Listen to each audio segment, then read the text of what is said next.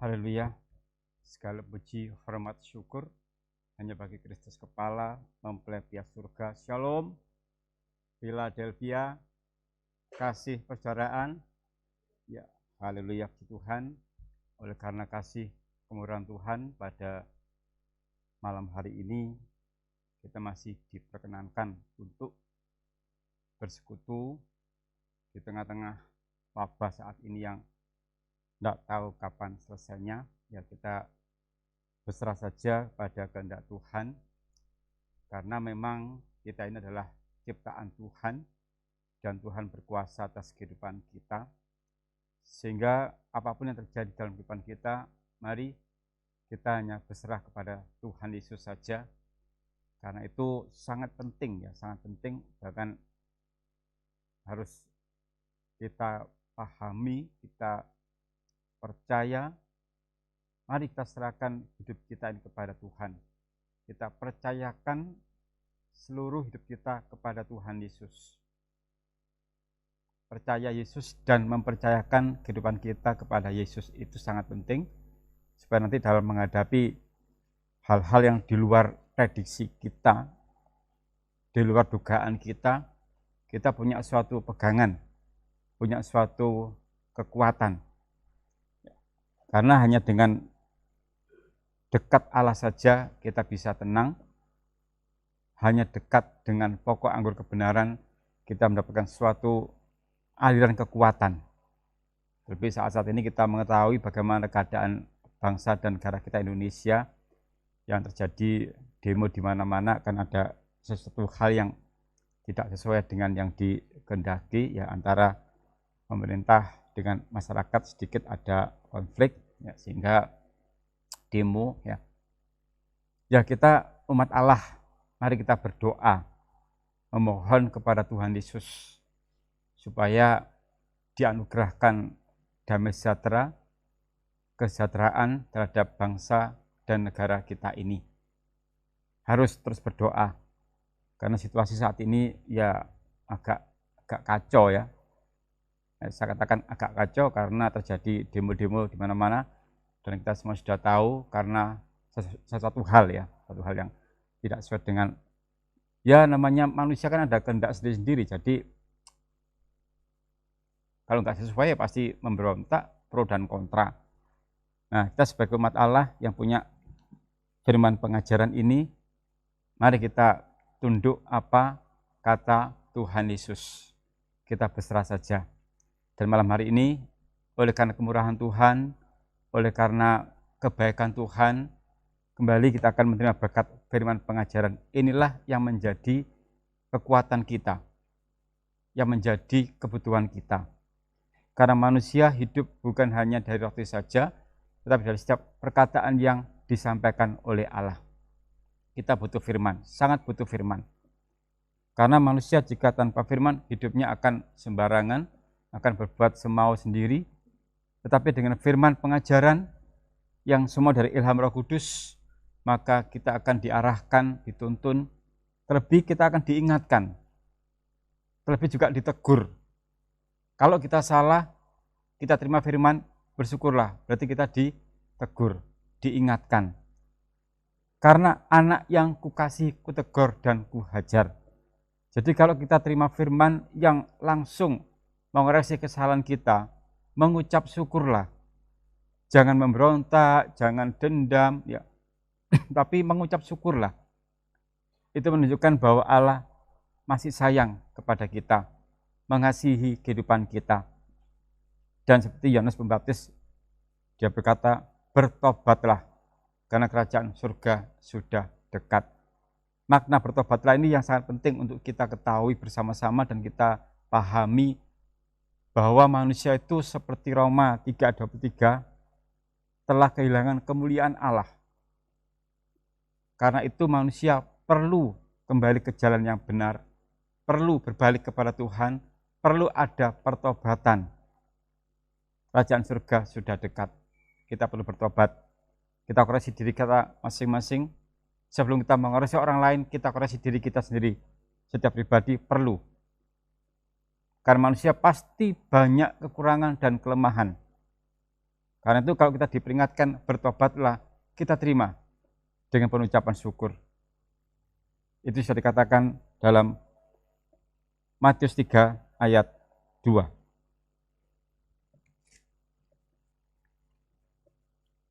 Kita baca ayat yang ke-1 dan ayat yang kedua ya. 1, 2, 3. Pada waktu itu tampillah Yohanes Pembaptis di padang gurun Yudea dan memberitakan, bertobatlah sebab kerajaan surga sudah dekat. Amin. Bertobatlah. Kalimat ini, kata-kata ini untuk kita semuanya.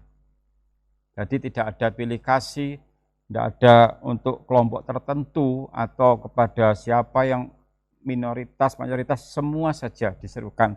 Bertobatlah sebab kerajaan surga sudah dekat. Karena kalau mengacu di Roma 3:23, memang sangat tepat sekali dikatakan bertobatlah.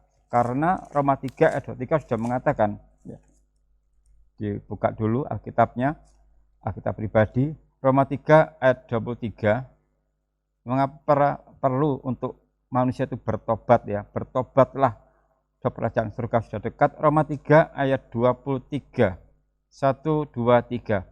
Karena semua orang telah berbuat dosa dan telah kehilangan kemuliaan Allah. Semua orang. Jadi tanpa terkecuali semua orang telah berbuat dosa. Karena itu bertobatlah.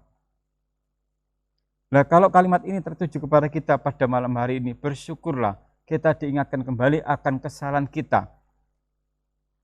Mungkin secara jasmani, loh aku enggak berbuat salah kok, aku enggak kriminal kok. Aku enggak mencuri barang orang lain. Aku enggak mencuri dompet orang lain, ya enggak. Tapi rohani kita, hati kita, siapa tahu juga pikiran kita punya pikiran yang jelek, atau hati kita ada iri, dengki, benci, itu perlu bertobat. Jadi masalah bertobat bukan secara fisik, mungkin habis memukul orang, habis menjegal orang, atau apalah secara fisik. Tapi kita perlu juga koreksi secara rohani kehidupan kita, perlu juga bertobat. Siapa tahu sepanjang hari ini dari pagi sampai sore tadi ya, hati kita sangat iri kepada siapa, sangat membenci kepada siapa. Atau juga tanpa disadari kita menyakiti hati orang lain dengan ucapan kita, dengan sikap kita. Itu perlu kita cek, oh iya, aku habis menyakiti orang sehingga dia tersakiti hatinya. Lah itu perlu. Karena kadang-kadang manusia katakan bertobat itu hanya masalah kriminal, mencuri apa, tapi lupa kalimat kita yang menyakiti hati orang lain itu juga nggak benar kan? Berarti perlu bertobat. Hati kita, nah, kita punya rasa iri hati kepada siapa atau benci, dendam apalagi perlu bertobat. Jadi yang perlu bertobat dua hal, jasmani dan rohani. Dan malam hari ini firman Allah mengingatkan kita bertobatlah. Ini dikatakan oleh Yohanes Pembaptis ya. Dia mengajak orang untuk bertobat, dia menginjil, bertobatlah sebab kerajaan surga sudah dekat. Bertobatlah. Dan malam hari ini saya meneruskan apa yang disampaikan oleh Yohanes Pembaptis, bertobatlah. Pada seluruh keluarga Sion, juga pemirsa yang ada di rumah. Kita koreksi diri kita masing-masing. Saya pun juga mengoreksi diri kita. Diri saya juga saya koreksi, apakah selama ini saya seringkali menyakiti hati orang lain lewat perkataan saya. Harus itu kita bertobat. Atau bahkan tanpa disadari kita mengecewakan hatinya Tuhan. Tanpa disadari ya, kadang kita ini juga mengecewakan hatinya Tuhan, itu perlu bertobat. Ibadah enggak sungguh-sungguh, melayani enggak sungguh-sungguh. Soalnya pola pikir manusia dengan kata bertobat, tadi sudah saya sampaikan, tertuju kepada masalah-masalah yang fisik. Tapi lupa, kita mengecewakan hatinya Tuhan, perlu juga bertobat. Gitu. Pelayanan enggak sungguh-sungguh, ibadah enggak sungguh-sungguh, semaunya sendiri, itu perlu bertobat. Karena itu bukan kehendak Allah. Jadi makna bertobat ini lebih luas lagi. baik jasmani juga rohani kita. Bahkan kita melayani pun kalau nggak sungguh-sungguh, semau kita sendiri, seenaknya sendiri, itu perlu bertobat. Harus bertobat. Kalau itu bukan kehendak Allah. Allah itu Allah yang rapi, Allah yang teratur, bukan Allah yang kacau. Jadi semuanya berjalan dengan rapi. Perlu bertobat. Pelayanan tidak tanggung jawab. Ibadah semaunya. Perlu bertobat.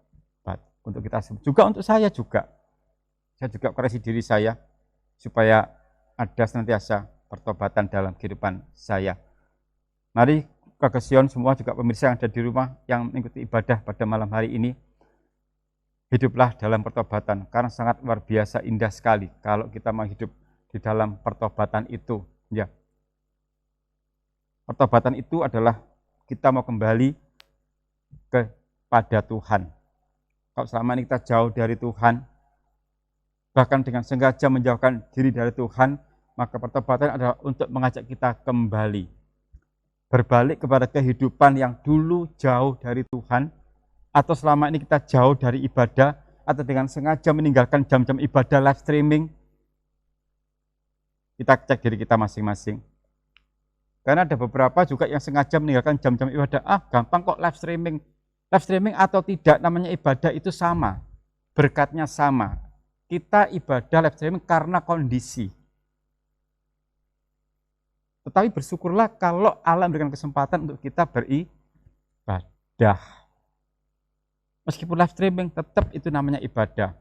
Dan kita menghormati, kalau selama ini kita datang di gereja, kalau live streaming, Allah datang ke rumah kita. Zakius menerima keselamatan karena menerima Yesus di rumahnya. Saat ini kita ibadah live streaming, kita terima Yesus di dalam rumah kita. Allah datang ke rumah kita, firman pengajaran datang ke rumah kita terima. Nah, kalau kita dengan sengaja meninggalkan jam ibadah live streaming, berarti kita menolak hadirnya Allah dalam rumah kita. Allah datang membawa berkat, tapi kita nggak mau. Katanya ingin berkat. Allah datang ke rumah kita membawa berkat, yaitu berkat firman. Tapi dengan sengaja kita menghindar, kita tidak ikut ibadah. Itu perlu bertobat. Jadi perlu kita buka lagi pola pikir kita ya. Bahwa dengan sengaja kita tinggalkan jam ibadah itu juga perlu bertobat. Allah datang membawa berkat kok ditolak. Kita saja kalau diberitahu teman kita, aku mau datang loh membawa sesuatu. Saya yakin pasti ditunggu. Ditelepon, Bu, nanti aku datang ya. Jam berapa ini? Ini ada sesuatu yang mau saya bawa, pasti ditunggu. Bahkan ditunggu di ruang tamu dengan persiapan menerima tamu yang membawa berkat itu. Itu pasti nggak mungkin sudah telepon tahu-tahu, ayo kita pergi saja. Nanti ada tamu, biarkan dia datang, bingung. Nggak mungkin. Nah ini Allah datang ke rumah kita dengan membawa berkat yang sangat besar, membawa berkat rohani, berkat firman, tapi kadang-kadang kita ini dengan sengaja meninggalkan jam-jam ibadah, berarti menolak datangnya Allah. Membawa berkat, orang yang tidak ada, ya sudah, diberikan pada mereka yang menerima. Tanpa disadari, kita kadang-kadang mengecewakan hatinya Tuhan dengan menyepelekan jam-jam ibadah. Itu kelemahan kita yang tanpa kita sadari terjadi. Apalagi di masa-masa live streaming saat ini. Saya tidak tahu, tapi Allah Maha tahu. Di mana anak-anakku saat ini? Kalau saat ibadah live streaming, di mana anak-anakku? Allah tahu. Tidak bisa kita menghindar. Haleluya, ya. Pertobatan berbalik lagi dari jalan yang salah kepada jalan yang benar. Semua keluarga Sion, mari kita perhatikan jam-jam ibadah. Ibadah live streaming di rumah, perhatikan jam-jam ibadah. Buka hati kita, buka rumah kita untuk menerima berkat firman. Allah datang ke rumah kita. Jangan tolak kehadiran Allah. Jangan mengecewakan hatinya Tuhan. Kalau ingin hidup kita diberkati Tuhan. Doanya minta berkat terus. Allah datang bawa berkat ditolak. Terus doanya bagaimana? Kalau doa minta kemurahan kan? Tuhan tolonglah aku. Tuhan berkati aku. Tapi Allah datang membawa berkat ditolak. Terus doanya bagaimana? Mari kita koreksi diri kita masing-masing ya. Bahwa masalah bertobat pada malam hari ini Dengan tegas firman pengajaran menyatakan jangan mengecewakan hatinya Tuhan. Dia datang membawa berkat untuk kita di rumah kita masing-masing, kita terima. Jangan tinggalkan jam-jam ibadah. Justru di saat pandemi saat ini harus banyak dekat kepada Tuhan, dekat kepada Allah. Hanya dekat Allah saja, aku tenang, daripadanya lah keselamatanku. Kita tahu negara kita saat ini sedang goncang ini. Kalau nggak dekat Allah, kacau kita nanti. Dekatlah dengan Allah. Ibadah. Terima berkat firman. Haleluya. Bertobatlah. Kerajaan surga sudah dekat. Mengaku kesalahan ini juga penting. Karena kadang ada manusia yang sudah jelas salah, diingatkan, tidak mau mengakui salah. Bahkan cenderung menutupi kesalahannya. Tadi pagi saya melihat berita di televisi tentang kasus masalah utang piutang di Google ya, di media sosial. Kasus utang piutang. Sudah jelas dia berutang, ditagih, dia mengatakan aku tidak kenal kamu. Dia kaget ya. Jadi dia hutang ibu A hutang kepada ibu B. Nah, ibu B nagih kepada ibu A. Loh, ibu A ini bilang, aku nggak kenal kepada ibu B. Dia kan salah toh, tapi tidak mau ngaku salah sampai ke pengadilan. Puji Tuhan, akhirnya yang punya uang ini dimenangkan, ya jelas. Dia yang punya uang nagih kok tidak mau dibayar. Pasti semua tahu kasusnya itu, puluhan juta itu. Nah, salah, tidak mau ngaku salah kan? Ada di dalam firman Tuhan. Itu perlu bertobat. Lah puji Tuhan saya membaca itu, puji Tuhan hakimnya adil, memenangkan orang yang punya uang ini. Jelas harus dimenangkan, jelas dia yang punya uang kok. Kan nggak mungkin yang utang nggak bayar dimenangkan malah kacau nanti gitu. Istrinya penggede lagi, nggak malu gitu ya. Penggede, harta benda melimpah, utang nggak bayar. Ya lek wong nggak duwe kan oke lah, janji-janji ya. Ini sawoge, utang nggak bayar. Aduh. Saya teringat masalah ini. Salah tapi tidak mau ngakui salah. Nah kalau kita terkena firman pengajaran, ditegur firman, sudah tahu salah, ditegur, tidak minta ampun, malah enggak kok, aku ngene-ngene, malah membuat satu alibi, alasan berbagai macam. Tapi Allah tahu kok, bahwa manusia itu alasannya banyak banget. Allah tahu juga. Kok bisa tahu? Karena kita adalah ciptaan Allah, jadi Allah tahu. Tapi Allah tetap sabar dan setia. Terus menasihati kita dengan firman pengajaran supaya kita kembali. Tuhan masih sabar untuk nanti kita berbalik dan bertobat. Bertobatlah, kerajaan surga sudah dekat. Haleluya. Arti pertobatan, sekarang kita akan masuk lebih dalam lagi. Betapa pentingnya pertobatan itu ya berbalik kepada Tuhan. Kita baca Nehemia 1 ayat 9 ya. Jadi arti pertobatan kita akan pelajari satu demi satu, maknanya kita pahami. Tetap kita mohon kepada Roh Kudus agar bisa memberikan hikmat kepada kita, baik saya yang menyampaikan juga Roh Kudus yang menerima. Siapa juga perlu hikmat untuk bisa menyampaikan kepada seluruh lokasi juga pemirsa yang ada di rumah. Jadi arti pertobatan dalam Nehemia 1 ayat yang ke-9, dibuka dulu Alkitabnya. Ya, memang agak susah karena belum terbiasa di Nehemia. Ya. Dekat dengan Esra ya, dekat dengan Esra ya. Ya. Nehemia 1 ayat yang ke-9, kita baca bersama-sama, 1, 2, 3. Tetapi bila kamu berbalik kepadaku dan tetap mengikuti perintah-perintahku serta melakukannya, maka sekalipun orang-orang buanganmu ada di ujung langit, akan kukumpulkan mereka kembali dan kubawa ke tempat yang telah kupilih untuk membuat namaku diam di sana. Makna pertama pertobatan itu berbalik kepada Tuhan. Sehingga Yohanes Pembaptis mengatakan bertobatlah karena kerajaan surga sudah dekat. Itu mengingatkan berbaliklah dari jalan-jalan yang salah. Berbaiklah kepadaku dan tetap mengikuti perintah-perintahku serta melakukannya. Jadi poin pokoknya di bagian awal ini, tetapi bila kamu berbalik kepadaku Ya, dulunya berarti tidak kepada Allah dan tetap mengikuti perintah-perintahku serta melakukannya. Jadi arti pertobatan itu adalah berbalik kepada Tuhan. Yang dulunya tidak setia, kembali setia.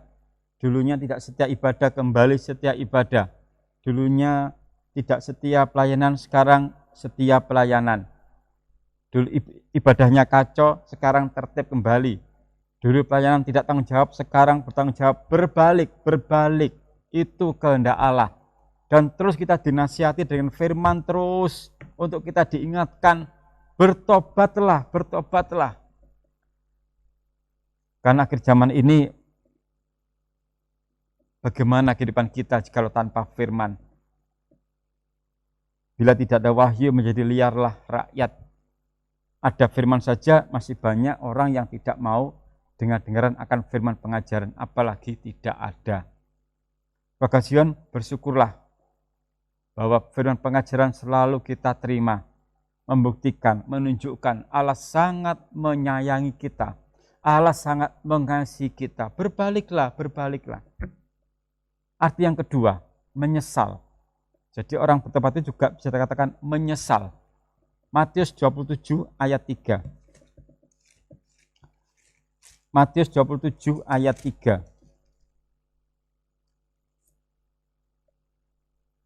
1, 2, 3.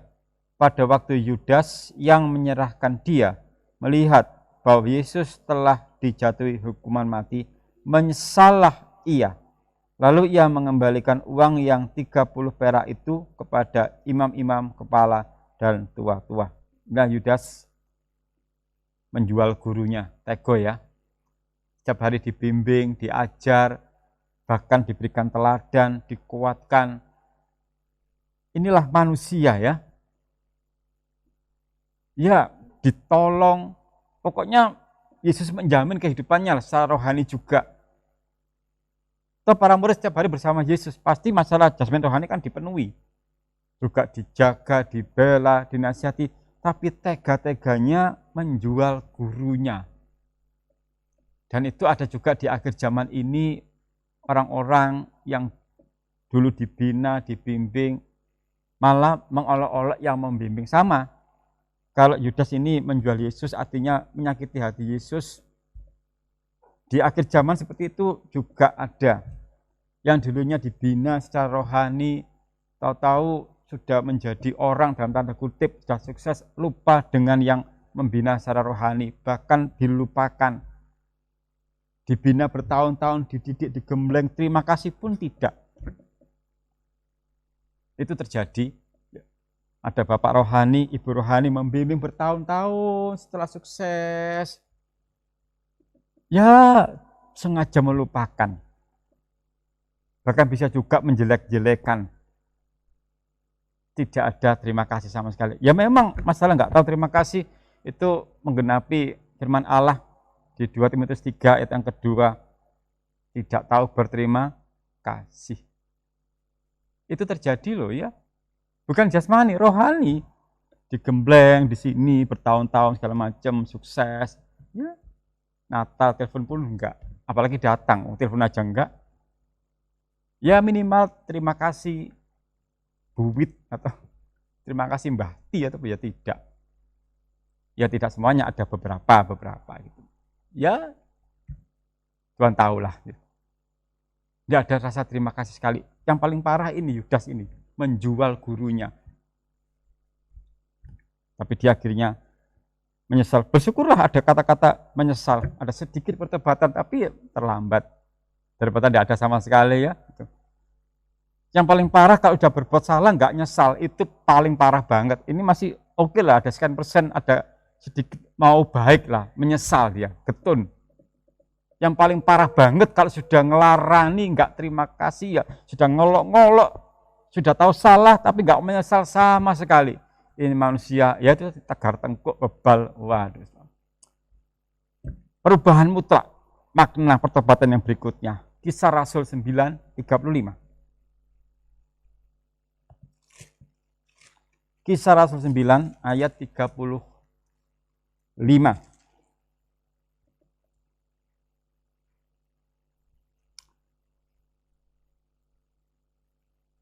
Kita baca ayat 32 supaya nanti jelas ya apa maksudnya, karena kata kuncinya di ayat 35.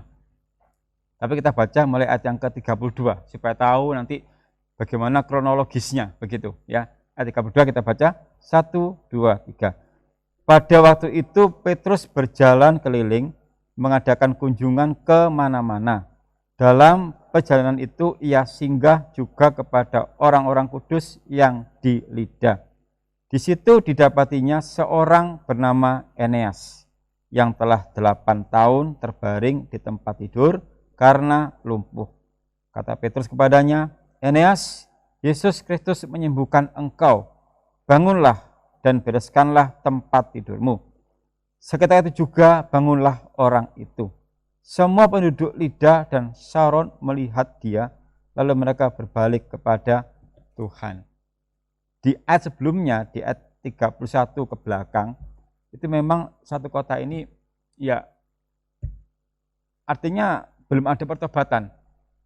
Tapi setelah ada mukjizat dari Petrus mengadakan mukjizat, mereka tersadar bahwa ada kuasa Allah. Sehingga mereka berbalik, berubah.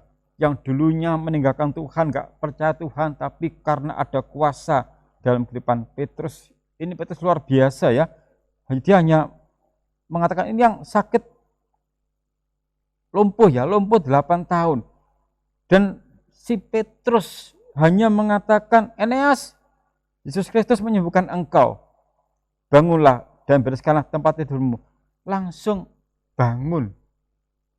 8 tahun lumpuh, Petrus hanya berkata seperti itu. Di sini tidak ada kalimat, maka Petrus menjamah, tidak. Cukup Petrus berkata-kata, Eneas, Yesus Kristus menyembuhkan engkau. Tidak ada kalimat, maka Petrus menjamah, tidak. Berarti lewat ucapan pun dari seorang hamba Tuhan yang diurapi ada kuasa. Jadi seorang hamba Tuhan yang diurapi Tuhan, lewat ucapannya pun itu ada kuasa. Tidak harus dengan sentuhan. Tidak harus dengan disentuh. Cukup meskipun tidak menyentuh, tapi dalam doa. Doa orang yang benar besar kuasanya. Karena apa? Ada nama Yesus yang disebutkan. Petrus ini menggunakan nama Yesus. Bukan atas namaku, tidak. Yesus Kristus menyembuhkan engkau. Yesus sumber kesembuhan yang sejati. Jadi ucapan seorang hamba Tuhan yang diurapi itu betul-betul luar biasa. Saya sangat terberkati membaca ayat ini. Petrus sungguh luar biasa oleh karena urapan Allah. Dia mengatakan itu. Bahkan waktu ketemu dengan orang yang lumpuh juga, emas dan perak aku enggak punya. Tapi dalam nama Yesus berjalanlah. Lagi-lagi dalam nama Yesus. Jadi ada kuasa di dalam nama Yesus. Ayat 35, semua penduduk Lida dan Saron melihat dia, lalu mereka berbalik kepada Tuhan. Melihat ada kuasa Allah berbalik. Keluarga Sion, haleluya, Sion family, dan juga pemirsa yang ada di rumah, jangan tinggalkan Tuhan Yesus. Di dalam namanya ada kuasa yang besar. Keadaan saat ini sangat gawat. Ya, wabah ini tidak tahu berakhir kapan. Ada yang memprediksi November, ada yang bilang Desember. Itu hanya prediksi saja, kira-kira. Namanya prediksi manusia, kita nggak tahu. Dikatakan zona merah, dikatakan oranye, hijau ya kembali merah lagi. Dikatakan aman ya PSBB lagi, nggak tahu kan. Tapi kalau kita di dalam Yesus, ada suatu perlindungan. Saya jadi teringat tentang bangsa Israel waktu di Mesir itu. Mesir kena 10 tulah, digempur habis-habisan. Wabah luar biasa melebihi corona ya saat itu. Tapi bangsa Israel di tanah Goshen, justru di tengah-tengah negeri yang terkena wabah seperti itu, bangsa Israel, umat pilihan Allah, tidak terkena sama sekali. Di tanah Goshen. 10 tulah menggempur Mesir loh. Dan bangsa Israel saat itu ada di dalam Mesir. Tapi dia ada di tanah Goshen khusus, ada penyertaan Tuhan. Umat pilihan. Kuatkan iman kita, mantapkan iman kita, keluarga Sion. Di tengah wabah saat ini, wabah corona ini, tetaplah dekat kepada Tuhan supaya ada perlindungan. Keluaran 23:25 mengatakan, beribadahlah kepadaku, diberkati roti dan air minumanmu, dan penyakit dijauhkan. Ada perlindungan Tuhan, itulah kuasa ibadah. Jadi jangan meremehkan jam-jam ibadah. Lagi saya katakan jangan meremehkan jam-jam ibadah meskipun live streaming. Itu berkatnya besar sekali, kuasanya besar sekali. Sifat manusia itu ngenteng no, ngeremeh no. Gitu. Kalau ada tembung kalimat ngeremeh no, ya itu tadi loh. Keadaan goncang, Tuhan tolonglah aku. Diberi berkat yang melimpah, ngeremeh no ibadah. Haleluya. Jangan meremehkan kuasa ibadah. Penduduk Lida dan Saron melihat dia berbalik kepada Tuhan. Makna pertobatan. Haleluya. Itu. Ya memang harus ada suatu ketegasan ya untuk bertobat itu. Karena makna bertobat intinya adalah menanggalkan tabiat yang lama, menanggalkan hal-hal yang negatif. Dan itu harus ada suatu ketekatan. Kalau enggak ya enggak bisa. Sehingga dalam diri kita harus muncul suatu ketegasan bahwa aku harus meninggalkan hal yang lama. Aku harus menanggalkan hal yang lama. Dan aku mau berbalik kepada Tuhan. Kalau kita tetap di hidup yang lama, tidak akan ada perubahan sama sekali. Tetap bermalas-malasan secara jasmani saja. Misalkan kalau ada seseorang, ini secara jasmani ya, seseorang memulai suatu usaha, tapi dia bermalas-malasan, senang bermalas-malasan. Kapan ada perubahan hidup? Tidak bisa. Yang bisa mengubah hidupmu, ya hidupmu ya kamu sendiri. Kalau berangan-angan besar banget, aku kepingin jadi ini, tapi dia berdiam diri, tidak ada usaha sama sekali, tetap nyaman dengan keadaan, ya gimana mau berubah, tidak bisa. Itu juga pertobatan. Kalau mau menanggalkan hidup yang lama, harus ada suatu ketekatan, harus ada suatu komitmen, aku mau menanggalkan cara hidup lama, baru ada perubahan hidup. Kalau enggak ya enggak akan bisa, tetap ngono. Mau bangkit dari lingkungan yang meresahkan, tapi hanya kepingin saja, tidak ada usaha. Aku ingin nanti, kepingin tok, tapi enggak ada usaha, ya podo aja. Orang bilang ojo ngimpi mas, gitu. Ngimpi boleh, tapi ojo ngimpi tok, gitu. Harus ada perjuangan, ada suatu komitmen, ada suatu usaha. Nah bertobat seperti itu, karena apa? Sifat kedagingan itu menggandoli terus. Nyaman toh daging itu. Kalau tidak ada ketekatan, dia nggak bisa.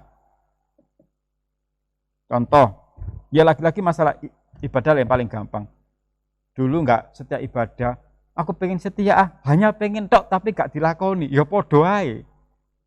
Aku ingin setia melayani, hanya ucapan saja, tapi nggak ada usaha, ya sama saja.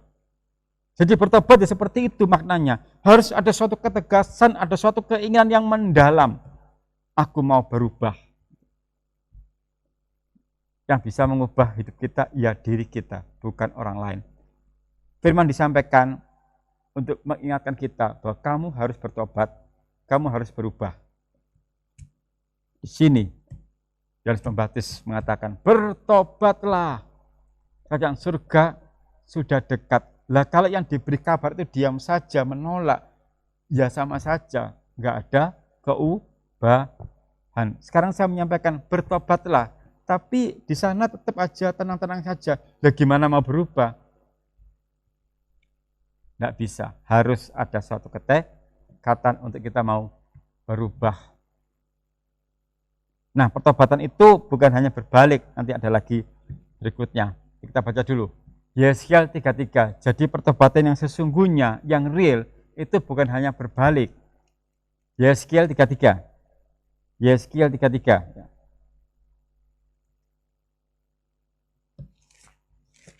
Jadi pertobatan itu bukan hanya berbalik. Kita baca dulu perbandingannya dalam Yeskiel 3:3 ayat 18 sampai 19.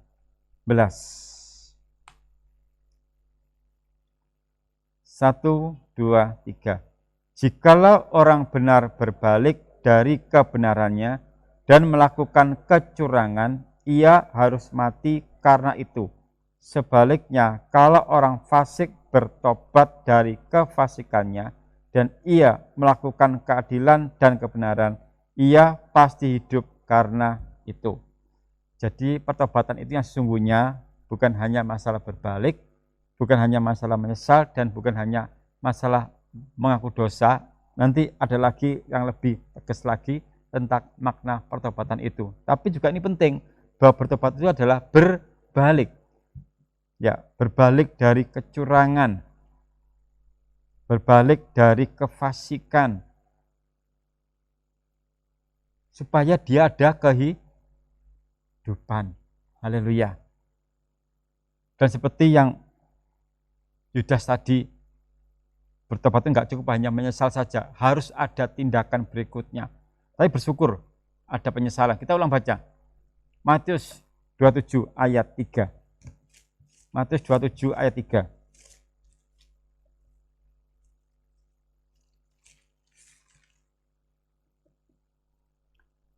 Satu, dua, tiga. Pada waktu Yudas yang menyerahkan dia melihat bahwa Yesus telah dijatuhi hukuman mati, menyesallah ia. Lalu ia mengembalikan uang yang 30 perak itu kepada imam-imam kepala dan tua. Pertobatan itu yang sesungguhnya bukan hanya berbalik, bukan hanya menyesal, dan juga bukan hanya mengaku dosa. Yosua 7. Yosua 7.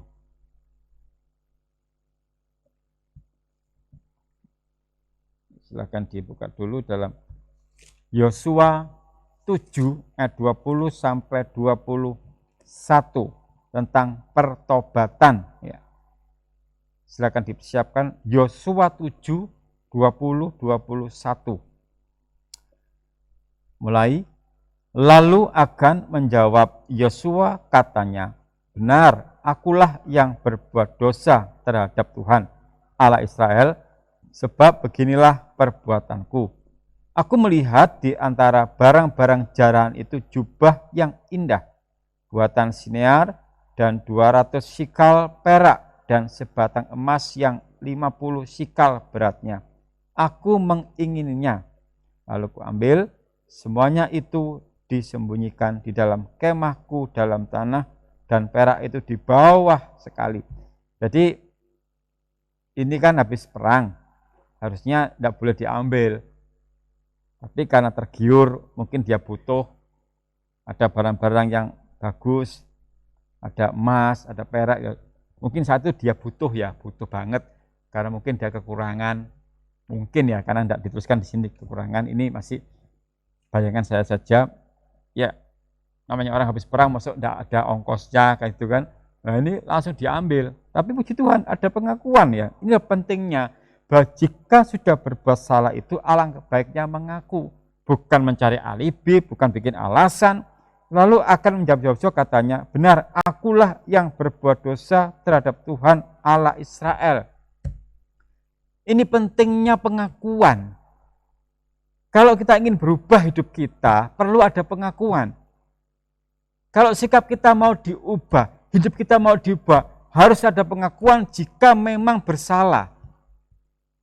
Kalau keluarga ingin diberkati Tuhan, maka masing-masing kalau memang merasa bersalah, harus ada pengakuan. Susah kalau dalam keluarga ingin diberkati Tuhan, ingin bahagia, tapi jika ada kesalahan tidak ada pengakuan. Susah kan? Bapaknya banyak kesalahan tapi dipendem.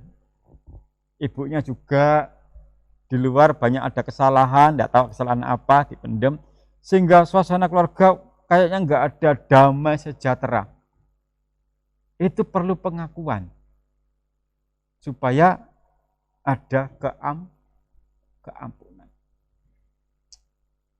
Memang kok lagi saya katakan berkali-kali, manusia itu kalau untuk ngaku salah itu abot. Bahkan jelas-jelas kena firman pun susah untuk bilang, ya Tuhan aku bersalah. Dialihkan ke yang lain. Firman datang, bukan untuk aku kok ini, aku nggak salah kok, dilimpahkan ke sana. Firman datang, ditegur, jelas-jelas salah, ditegur. Tapi dia nggak ngerasa kalau salah. Itu loh hebatnya manusia. Salah gak rumongso. Nah, jadi dia datang hanya untuk memantau. Khotbahnya apa sih? Aku ingin tahu gitu aja. Jadi nggak butuh firman untuk mengubah hidupnya, nggak ada kerinduan untuk mengubah hidup, nggak ada sama sekali. Dia datang ibadah hanya untuk memantau pergerakan-pergerakan ayat, bagaimana gitu aja.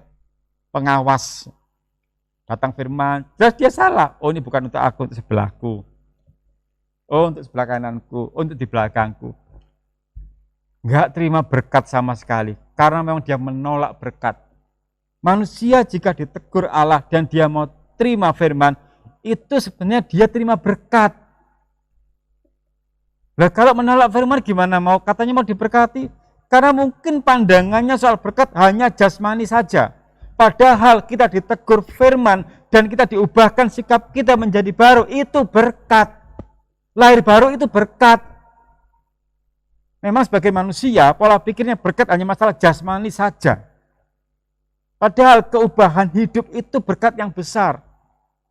Itu mujizat loh, dari sikap lama jadi sikap yang baru, itu mujizat, itu berkat yang besar. Tapi itu tadi manusia yang tegar tengkuk. Tahun demi tahun tidak ada perubahan sama sekali dalam sikap hidupnya. Tidak ada pertobatan sama sekali. Tidak pernah hidup di dalam pertobatan, tidak pernah. Orang kalau tidak mau hidup dalam pertobatan, hidupnya akan mengarah kepada kehancuran, kebinasaan. Jasmani binasa, rohani binasa. Itu kalau tidak mau hidup di dalam pertobatan. Lah gimana mau bertobat, enggak mau terima firman, nolak firman, bagaimana? Enggak akan bisa. Padahal sikap hidup yang lahir baru, itu yang utama dibanding masalah jasmani. Dan setiap kali kita dengar firman itu sebenarnya Allah mau mengubah kita. Terus kita diingatkan, Selasa terima firman, Kamis, Sabtu, begitu banyak firman kita terima, tapi nggak ada perubahan sama sekali dalam hidupnya. Itu pertanyaan besar loh. Terus selama ini dia dengar firman untuk apa? Coba ya kita koreksi diri kita ya, sikapnya tidak berubah, ya. Perkataannya tidak pernah berubah. Tidak ada perubahan sama sekali. Terus selama ini terima firman untuk apa? Ini perlu kita renungkan. Semua saja, saya juga merenungkan. Cobalah kita cek diri kita ya selama ini ya. Bagaimana gaya hidup kita, bagaimana gaya perkataan kita. Kalau nggak ada perubahan sama sekali, loh, terima firman terus selama ini loh. Begitu banyak ayat loh, bahkan pada malam hari ini aja nanti banyak ayat. Kalau nggak nyantol sama sekali satu pun, wow luar biasa orang ini. Sudah sangat benar ini berarti. Waduh, kayak nggak butuh firman gitu, karena sangat benar. Haleluya. Nanti banyak ayat ini masih beberapa saja nih. Nanti berikutnya banyak ini. Tenang aja. Loh, lah pulang malam, oh, memang kan sudah malam ini. Mau pulang pagi? Kan nggak mungkin. Pertobatan yang sesungguhnya itu bukan hanya berbalik, menyesal, dan mengaku dosa. Tetapi juga percaya kepada Injil. Aku nggak percaya firman kok, itu nggak ada kuasanya sama sekali. Nah, itu perlu juga bertobat. Markus 1 ayat 15. Markus 1 ayat 15.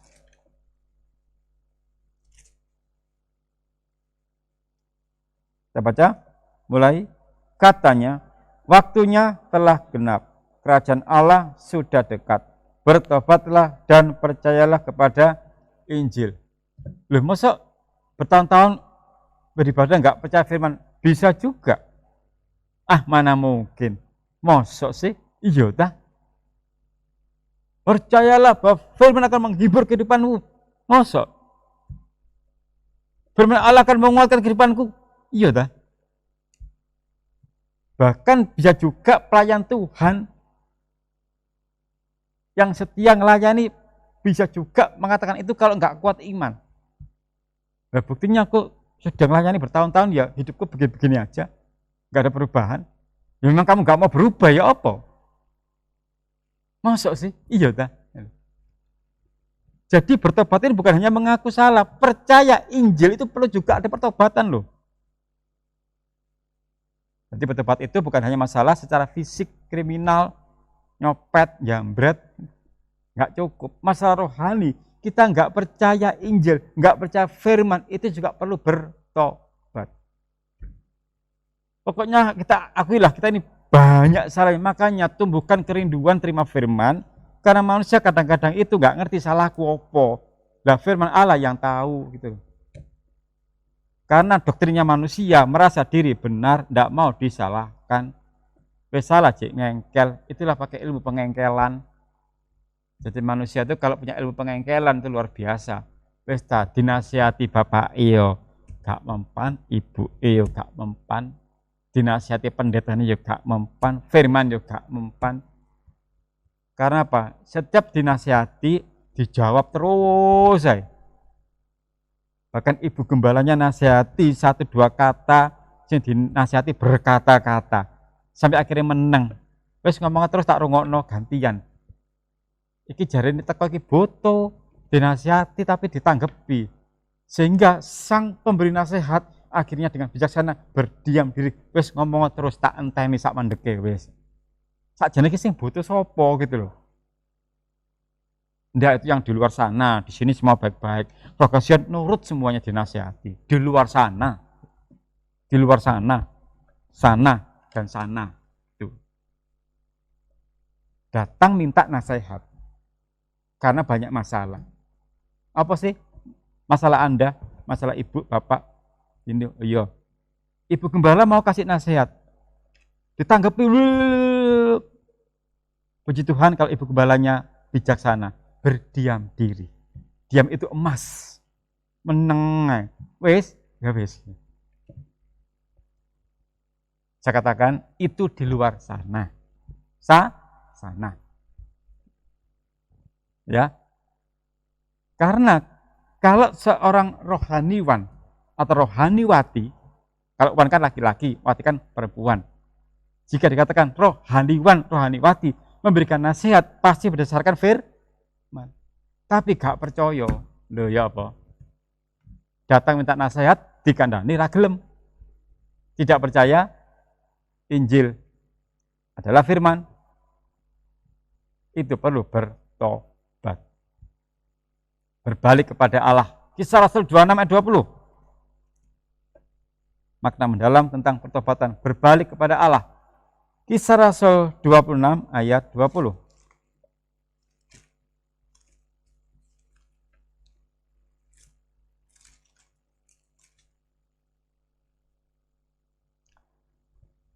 Kita baca ya, 1, 2, 3. Tetapi mula-mula aku memberitakan kepada orang-orang Yahudi di Damsyik, di Yerusalem, dan di seluruh tanah Yudea, dan juga kepada bangsa-bangsa lain, bahwa mereka harus bertobat dan berbalik kepada Allah, serta melakukan pekerjaan-pekerjaan yang sesuai dengan pertobatan itu. Harus berbalik kepada Allah.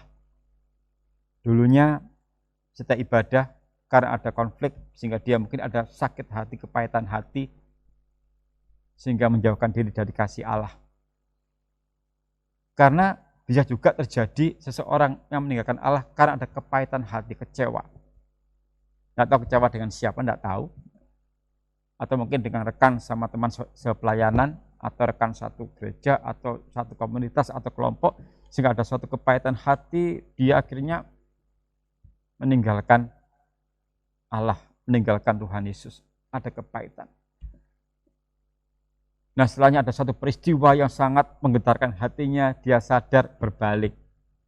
Jadi pertobatan itu juga berbaliklah kepada Allah. Yang dulunya tidak percaya Tuhan juga. Maka dalam pertobatan kembalilah kepada Allah. Dan percayalah kepada Allah, percayalah kepada Tuhan. Dulu nggak percaya sama sekali, ibadah-ibadah, pelayanan iya, tapi hatinya nggak ada suatu kedamaian, nggak ada. Ya dia melayani karena hanya rutinitas saja, karena jadwal. Tidak ada kerinduan mau ketemu Allah, mau melayani Raja, tidak ada sama sekali. Hanya sebatas rutinitas karena dijadwal. Jadi ya, aku nggak terima apa-apa berkat rohani. Itu perlu dikoreksi diri kita. Bahkan sampai kita melayani Tuhan pun, itu ada suatu kerinduan, bukan hanya masalah jadwal. Nanti nggak ada suatu kontak, nggak ada. Nggak ada suatu keintiman, nggak ada. Hanya masalah rutinitas. Itu beda loh. Ada orang yang melayani karena dia rindu, aku ingin memberikan yang terbaik karena dia sangat baik kepadaku. Ada, oh iya, karena jadwalku, titik, sudah. Tidak ada rohnya, tidak ada kuasanya, tidak ada urapannya. Pasal 20 dan 21.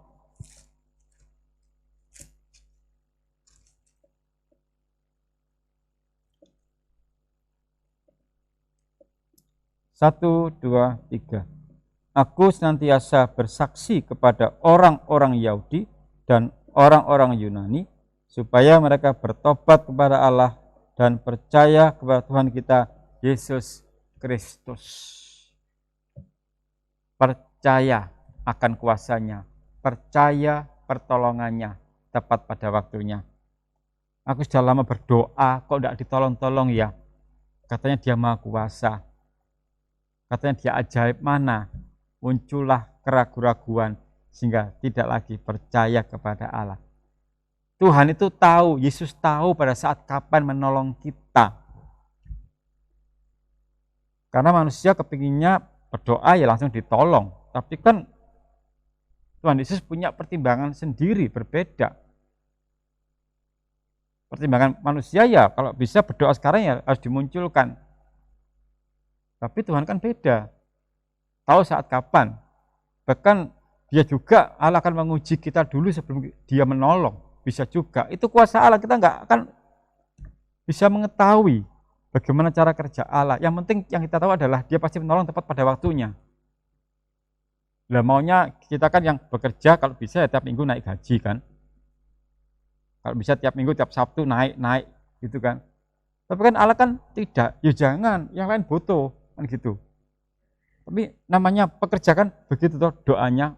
Tuhan meskipun corona aku percaya tiap minggu gajiku naik. Yang liane masih butuh gitu loh. Tapi jangan khawatir, kita dicukupkan sesuai dengan kebutuhan kita. Jangan sampai kita mulai kehilangan percaya kita kepada Tuhan Yesus Kristus. Gara-gara masalah keadaan sekarang ini, jangan sampai kita kehilangan iman kita. Jangan sampai kita kehilangan percaya kita, karena itu pentingnya dengar firman, terima firman. Karena dari firman itulah iman kita makin bertumbuh. Ya, jangan sampai gara-gara masalah keadaan membuat iman kita goyah. Jangan sampai terjadi. Tetap dekat dengan Tuhan Yesus, tetap terima firman, baca firman tiap pagi, itu untuk menumbuhkan iman kita. Saya bantu tiap pagi, saya sharekan di grup, itu kerinduan saya untuk menopang iman keluarga Sion. Kerinduan saya untuk mendukung iman keluarga Sion. Itu. Haleluya ya.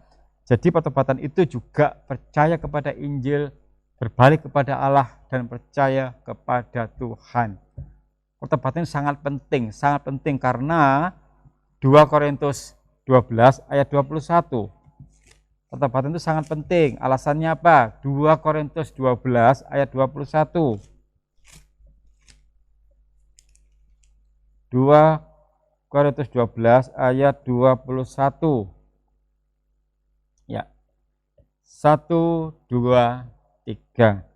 Aku khawatir bahwa apabila aku datang lagi, aku akan merendahkan aku di depan kamu, dan bahwa aku akan berduka cita terhadap banyak orang yang di masa yang lampau berbuat dosa dan belum lagi bertobat dari kecemaran, percabulan, dan ketidaksopanan yang mereka lakukan. Jadi pertobatan itu sangat penting karena manusia berada dalam dosa, kecemaran, percabulan, tidak sopan. Ternyata orang yang nggak sopan itu ya dosa loh ternyata ya.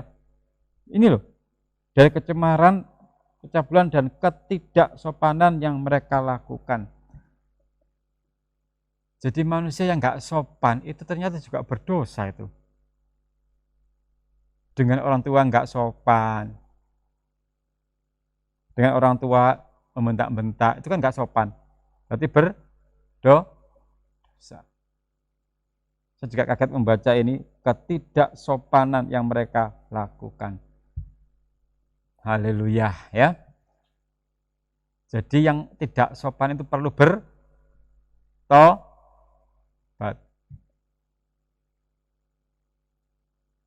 Coba direnungkan ya. Dan selama ini yang gak sopan dengan orang tua bertobat. Bagaimana kok tidak sopan? Ya silakan direnungkan. Sampai-sampai orang tua merasa tersakiti oleh anaknya sendiri gara-gara anaknya gak sopan, gak opan ya. Oh, gak opan. Ya. Udah om, aku sudah sopan selama ini om. Ya perasaanmu lah. Manusia kan main perasaan pinter. Oh, perasaanku aku sopan kok, perasaanmu. Perasaan orang tua. Kadang orang tua itu dibentak anaknya itu nggak sopan. Orang tua sakit minta tolong anaknya membentak-bentak itu nggak sopan loh. Orang tua sakit minta tolong dan anaknya karena capek pulang kerja bentak-bentak orang tua itu nggak sopan. Perlu bertobat itu. Tidak di luar sana, ini saya beritahukan saja. Ya, mendapat orang tuanya sakit minta tolong. Namanya sakit kan minta tolong, sehat juga minta tolong lah. Tapi mungkin anaknya pulang kerja capek-capek, ya langsung emosi tinggi, bentak. Saya tak ngerti aku selalu nelongso. Itu nggak sopan itu. Lalu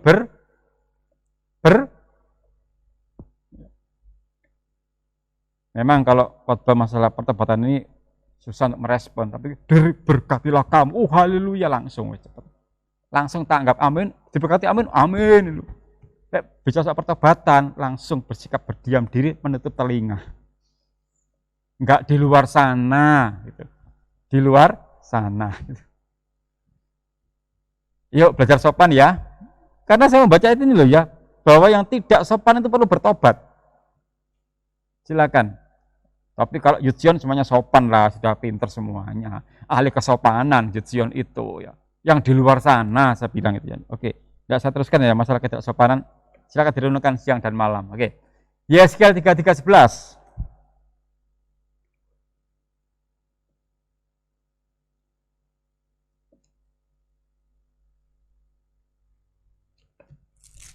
Yeskiel 33:11. Mengapa sangat penting bertobat itu?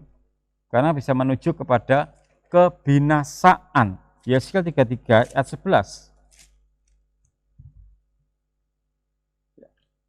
1, 2, 3. Katakanlah kepada mereka, demi aku yang hidup. Demikianlah firman Tuhan Allah. Aku tidak berkenan kepada kematian orang fasik, melainkan aku berkenan kepada pertobatan orang fasik itu dari kelakuannya, supaya ia hidup.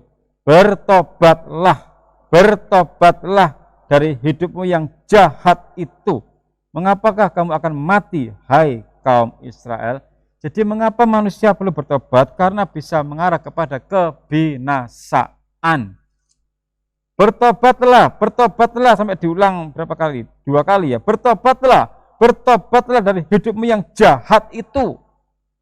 Mengapakah kamu akan mati, hai kaum Israel? Berarti mengapa kita harus bertobat? Karena kalau nggak bertobat bisa menuju kepada kebinasaan baik jasmani maupun rohani. Sangat penting sekali keluarga Sion, juga pemirsa yang ada di rumah, hiduplah di dalam pertobatan. Ciri-ciri dan bukti pertobatan. Yoel 2. Ciri-ciri dan bukti pertobatan, silakan dibuka dulu dalam Yoel 2, 12-13. Yoel ya. Kalau di indeksnya itu YL itu ya. Kalau mungkin kesulitan ya. Yoel 2, 12-13. Kita baca ya, 1, 2, 3. Tetapi sekarang juga demikianlah firman Tuhan. Berbaliklah kepadaku dengan segenap hatimu, dengan berpuasa, dengan menangis, dan dengan mengadu. Koyakkanlah hatimu dan jangan pakaianmu. Berbaliklah kepada Tuhan Allahmu, sebab ia pengasih dan penyayang, panjang sabar dan berlimpah kasih setia, dan ia menyesal karena hukumannya. Ciri dan bukti pertobatan itu ada penyesalan, ada pengakuan dosa, dan mohon pengampunan. Gak cukup kita bicara, aku bertobat, harus ada tindakan. Pengakuan. Dan berikutnya memohon, Tuhan ampuni aku atas segala kesalahanku. Yudas sempat dia menyesal. tapi terlambat untuk minta pengampunan, dan dia akan akhirnya mati dengan sangat mengenaskan. Nggak cukup kita bilang, Tuhan aku bertobat, tapi tidak mau ngaku salah. Nggak cukup hanya ngaku salah, minta ampun. Tuhan, ampuni kesalahanku. Aku seringkali mengecewakan hatimu. Aku seringkali tidak melakukan firman-Mu. Aku mohon ampun dengan sungguh-sungguh.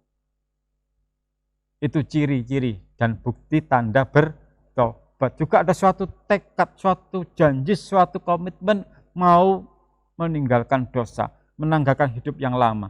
Yesaya 55 ayat 7. Yesaya 55 ayat 7. Yesaya 55 ayat yang ke-7. 1, 2, 3. Baiklah orang fasik meninggalkan jalannya, dan orang jahat meninggalkan rancangannya. Baiklah ia kembali kepada Tuhan, maka dia akan mengasihaninya, dan kepada Allah kita, sebab ia memberi pengampunan dengan limpahnya. Ciri dan bukti pertobatan, ada suatu komitmen untuk meninggalkan dosa. Orang fasik meninggalkan jalannya, orang jahat meninggalkan rancangannya. Harus ada kata-kata. Kalau enggak, nanti akan kembali lagi. Ingat, iblis itu akan tetap menggandoli kita, akan tetap berusaha mengintai kita selalu untuk melihat kelengahan kita. Meskipun kita sudah berbuat yang terbaik, jadi pelaku firman, tapi iblis enggak tinggal diam. Dia setiap hari mencari mangsa. Kita lengah, dia menghancurkan kita. Karena itu firman Allah mengatakan, jangan beri kesempatan kepada iblis. Perhatikan kalimatnya ya, jangan beri kesempatan kepada iblis. Karena iblis setiap hari berkeliling bagaikan singa yang mengaum mencari mangsa. Senin, Selasa, Rabu, itu iblis mencari kelemahan kita. Kita lengah, dia masuk. Waspada ya, jangan beri kesempatan kepada iblis.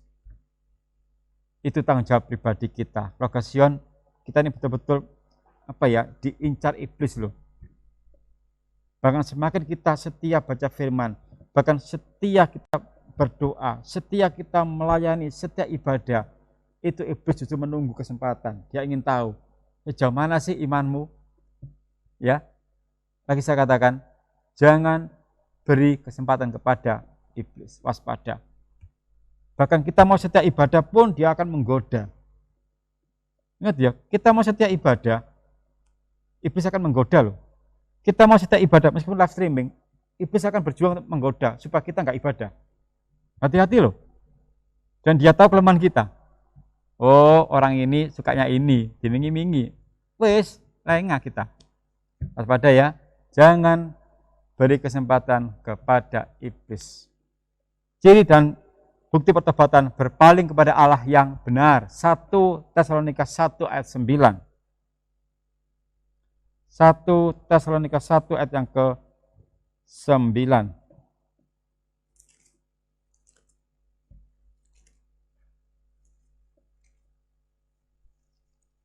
1 Tesalonika 1 ayat yang ke-9. 1, 2, 3. Sebab mereka sendiri bercerita tentang kami, bagaimana kamu sambut, dan bagaimana kamu berbalik dari berhala-berhala kepada Allah untuk melayani Allah yang hidup dan yang benar. Bagaimana kami sambut dan bagaimana kamu berbalik dari berhala, kemudian kembali kepada Allah yang hidup dan benar. Berhala-berhala modern itu ya kesibukan kita, bisa menyebabkan kita tidak bisa beribadah.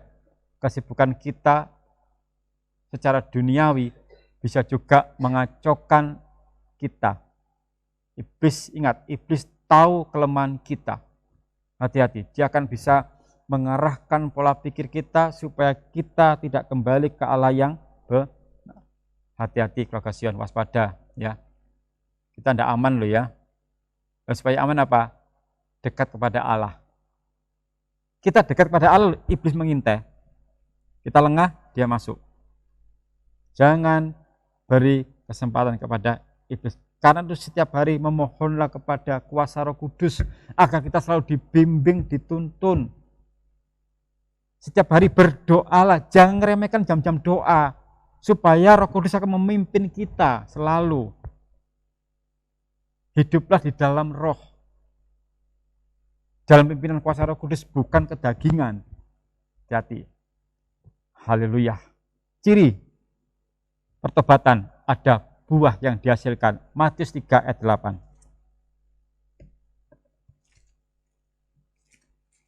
Matius 3 ayat 8. Nanti hari Sabtu akan saya jelaskan tentang buah-buah pertobatan ya. Hari Sabtu nanti pada doa akan saya jelaskan buah-buah pertobatan. Sekarang kita masuk dulu yang ini dulu ya. Matius 3 ayat yang ke-8 ya. 1, 2, 3. Jadi hasilkanlah buah yang sesuai dengan pertobatan. Jadi orang bertobat itu ada hasilnya. Dan apa nanti akan saya jelaskan hari Sabtu secara lebih terperinci tentang buah-buah pertobatan. Supaya kita tahu bahwa manusia perlu dan sangat perlu bertobat. Harus ada hasilnya. Memang yang paling mudah mengarah kepada di buah roh. Di Galatia 5 itu 22, 23 itu ya. Haleluya. Kasihan betapa besarnya kemurahan Allah pada malam hari ini bahwa kita senantiasa diingatkan untuk hidup di dalam pertobatan ya. Belum selesai. Jangan ditutup Alkitabnya. Belum selesai. Ya. Belum selesai ya. Sekarang berkatnya pertobatan itu ada pengampunan ya. Di rumah juga langsung tutup Alkitab ini ya. Kok di rumah, di gereja juga ya, siap-siap ya. Buka lagi ya. Kisah Rasul 3 ayat 19. Kan berkatnya kan belum, itu kan. Firman Allah kan dinasihati kesalahannya apa, nanti berkatnya apa, kan begitu. Ya. Butuh berkat enggak? Butuh ya wis ya, dibuka lagi Alkitabnya kalau butuh berkat ya. Galatia, Kisah Rasul 3 ya. Kisah Rasul 3 ya. Ayat 19 ya. Ini berkatnya apa? Ya.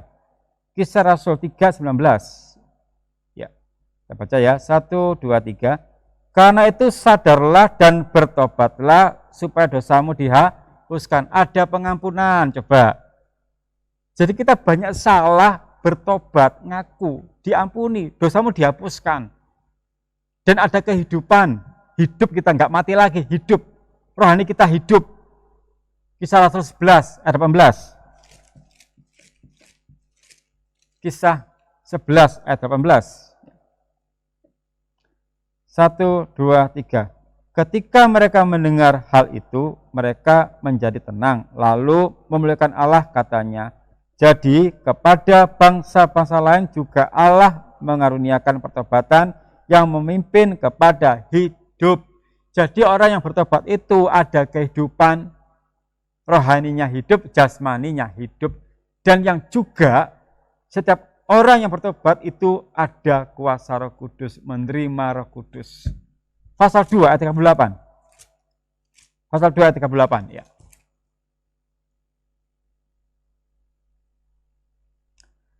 Satu, dua, tiga. Jawab Petrus kepada mereka, bertobatlah dan hendaklah kamu masing-masing memberi dirimu dibaptis dalam nama Yesus Kristus untuk pengampunan dosamu, maka kamu akan menerima karunia Roh Kudus. Haleluya.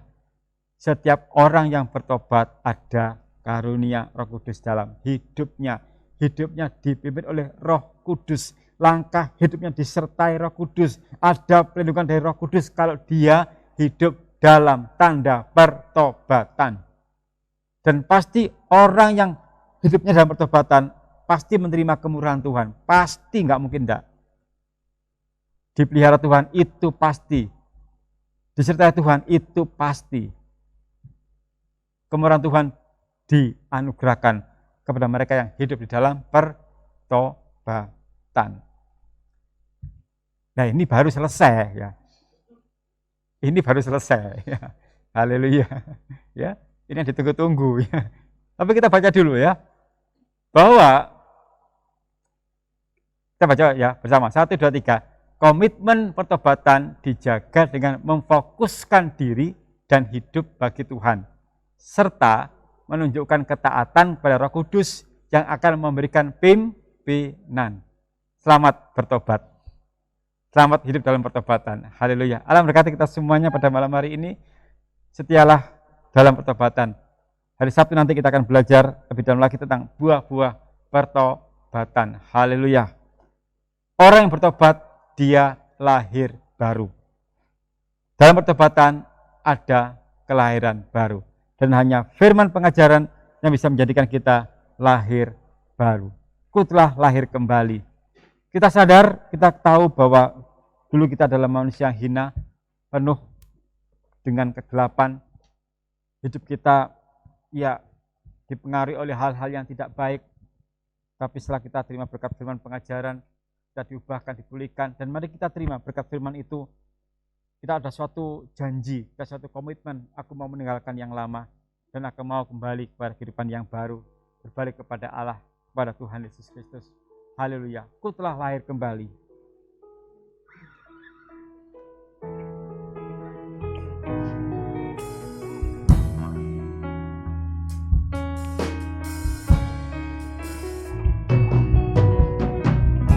Haleluya.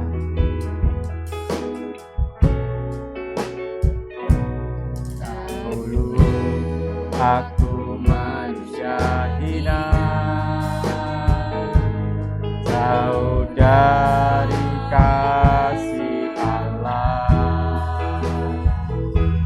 tak layak untuk dikasihinya,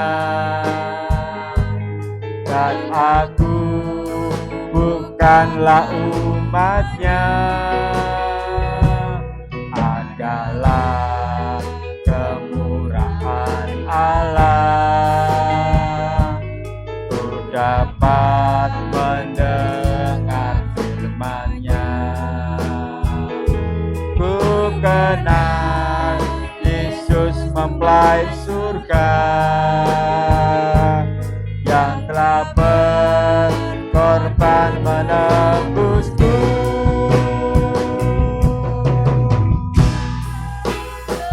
Sekarang ku telah lahir kembali, tanggalkan cara hidup lama. Air firman-Nya menyucikanku, dan hidupku pun menjadi baru. Sekarang ku telah lahir kembali, tanggalkan cara hidup lama. Air firman-Nya menyucikanku, dan hidupku pun menjadi baru. Kita merenungkan firman pengajaran pada malam hari ini, keluarga Sion. Kita koreksi setiap pribadi kita. Sudahkah ada pertobatan dalam hidup kita? Sudahkah dalam sikap kita sehari-hari ada tanda pertobatan? Bahkan sudahkah dalam perkataan kita ada pertobatan? Karena tanpa disadari, kadang-kadang kita berkata-kata yang bukan merupakan wujud pertobatan. Ucapan kita menyakiti hati orang lain, bahkan ucapan kita menyinggung perasaan orang lain, bahkan perkataan kita bisa menyebabkan seseorang mengalami kepahitan hati. Hidup dalam tanda pertobatan juga harus bertobat dalam setiap perkataan kita. Bahkan lebih dalam lagi, seringkali kita mengecewakan hatinya Tuhan, tidak setia ibadah, tidak setia melayani Tuhan, bahkan tidak sungguh-sungguh dalam beribadah. Itu perlu ada tanda pertobatan. Kembalilah ke jalan yang benar. Kembalilah percaya kepada kuasa Allah. Haleluya, haleluya. Setiap hari, mari kita hidup di dalam tanda pertobatan.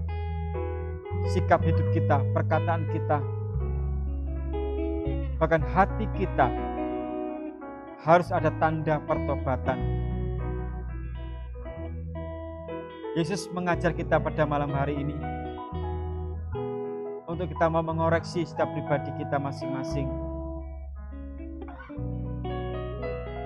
Yohanes Pembaptis berkata, bertobatlah, sebab kerajaan surga sudah dekat. Bertobatlah, bertobatlah, supaya kita tidak binasa. Kembalilah ke jalan yang benar. Kembalilah percaya kepada kuasa Allah. Jangan kecewakan hatinya Tuhan. Haleluya. Haleluya. Manusia banyak kekurangan, kelemahan, kesalahan. Tetapi Tuhan Yesus dengan penuh kesabaran menantikan kita berbalik dan bertobat. Harus ada komitmen yang sungguh-sungguh dari dalam kehidupan kita untuk kembali ke jalan yang benar, untuk lahir kembali, lahir baru, menanggalkan manusia yang lama. Haleluya, haleluya. Kehidupan yang tidak menjadi berkat itu juga perlu ada tanda pertobatan. Kehidupan yang selalu menjadi batu sandungan itu juga perlu ada tanda pertobatan. Haleluya. Sekarang ku telah lahir kembali. Sekarang ku telah lahir kembali.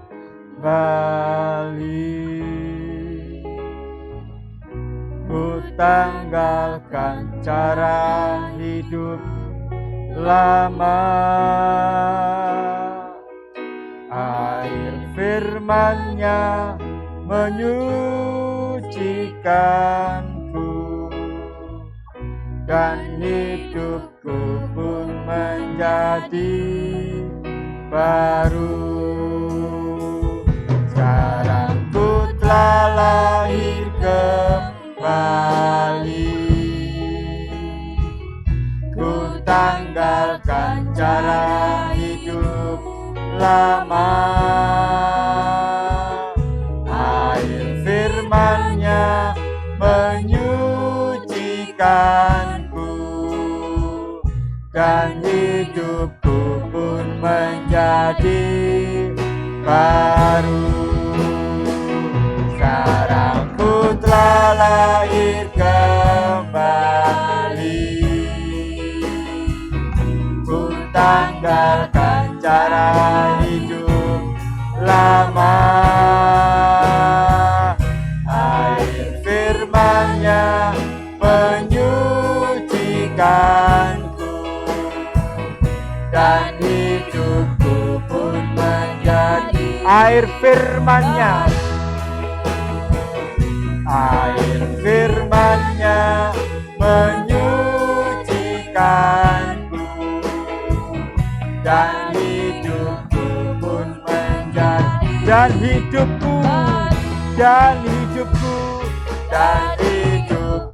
pun menjadi, dan hidupku